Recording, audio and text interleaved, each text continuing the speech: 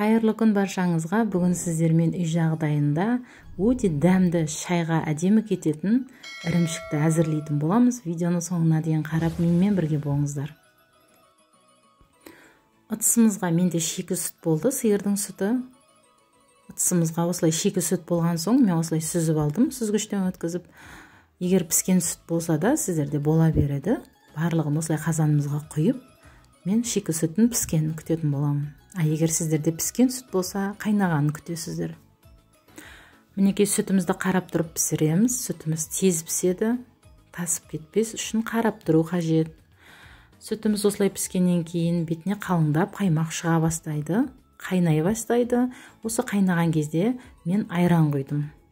Айранды осылай араластырып тұрып, айналдырып тұрып құясыздар. Егер айрандарыңыз ащы болса, мөлшерін кішкене аз құясыздар. Менде 3 литр сүтке 400-500 грамдай айран құйдым. Менің айрам өте тұщы болды. Сол себепті мен кішкене молырақ құйдым. Егер айрандарыңыз аз болып қалса, сіздердің сүттеріңіз ұйымай ірімей қалады. Сол себепті тұщы айран болса, кішкене молырақ құямыз. Егер ащы айран болса сіздерде, ол кезде кішкене мөлшерін азайтып құямыз. 3 литр сүтке ащы айранның 250 грамы жарайды.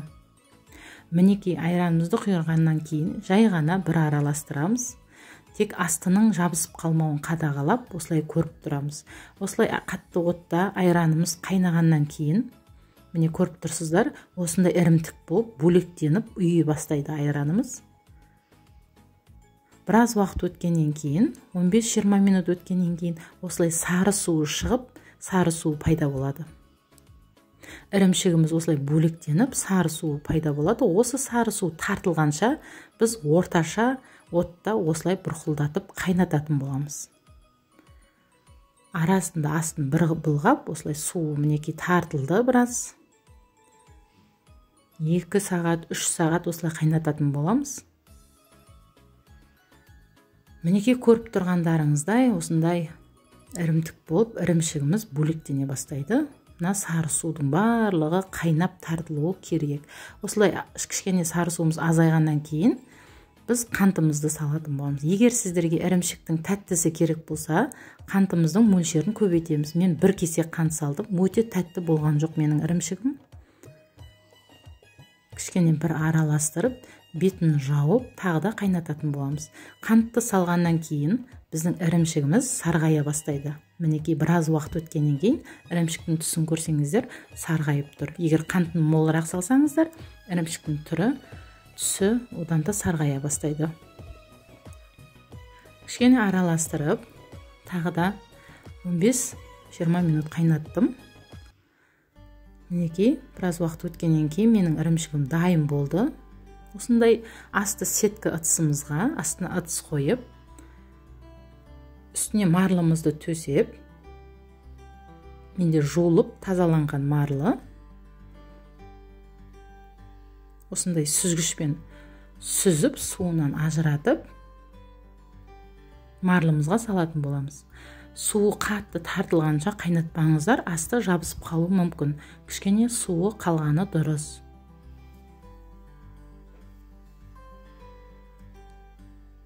Мінекей көріп тұрсыздар, осылай сүзгішпен барлығын марлыға салып алатын боламыз.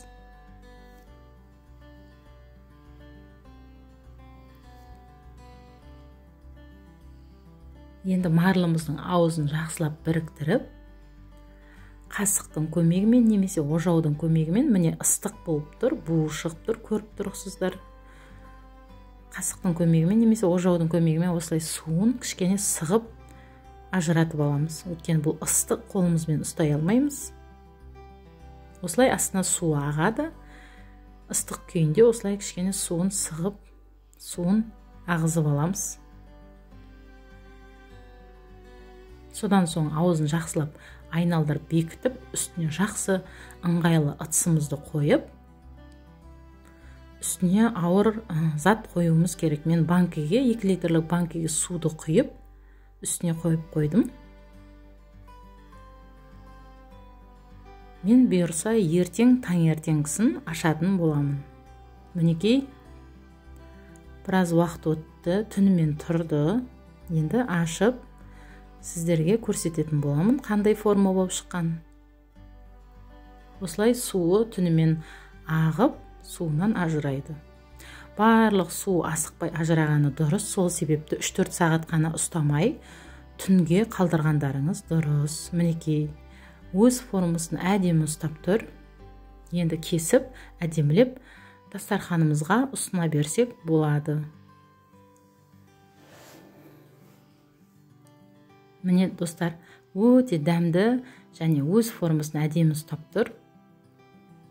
3 литр сүттен, 400 грамм айраннан, 600 грамм ірімшік шықты менде. Өте дәмді, шайға әдемі кететін ірімшіктердің бірі. Үй жағдайында жасалынады. Өте оңай жолы. Сіздер де жасап көріңіздер. Сіздермен бірге болған Жанар. Назарларыңызға рахмет. Сау болыңыздар. Астарыңыз дәмді болсын.